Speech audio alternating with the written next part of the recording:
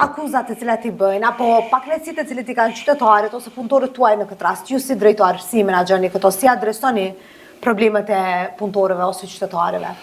Zakonisht, princip për të bashkëpunu duhet qëtë ta dëgjosh më pari se cilët janë defektet, cilët janë pengesat, dhe çka mundemi të miremi vesh nëpërmes dialogut dhe ku duhet të intervenojmë. Duke shfrytzuar edhe pozitën time si drejtor general, sidomos për postën e Kumanovës, asnjëherë nuk ka qenë trajtimi më i mirë dhe funksionimi më i mirë.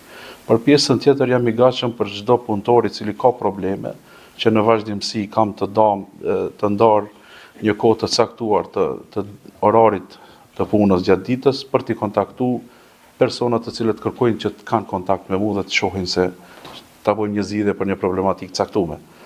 Për pjesën e shërbimeve postare ose për pjesën tjetër ekziston emaili zyrtar, ekziston numri ku mund të lajmërohen, numri i telefonit ku mund të lajmërohen për shqetësime, për mos respektim ndaj konsumatorëve e kështu me radhë.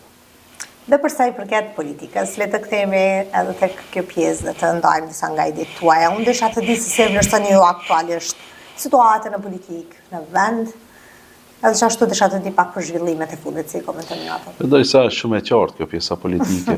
Ankesa gjithmonë do të ketë, pakënaqësi gjithmonë do të ketë. Morëm parasysh se 20 vite në pushtet ka qenë një qeverisje, ndoshta në vitet e para të asaj qeverisje, ka qenë një qeverisje e mirë, por më pastaj është humb efektiviteti në politikë bërje, dhe mendoj se tash jemi në një rrugë shumë më të mirë, edhe tema ishte pak a shumë për punësimet, është hera e parë mbas 20 viteve ku ne si shqiptar kemi mbi 2500 punësime në nivel shtetëror.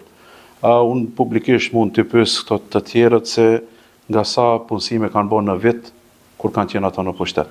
Dhe jam i sigurt se nuk e kalon 600. Pjesa e tjetër është gjithë kamuflim cilët po mundohen të na i veshin se ne nuk jemi në krye të detyrës.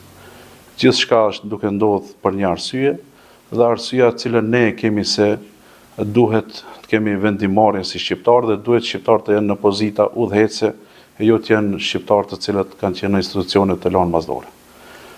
Pjesa tjetër vlen të shihet në vazhdim.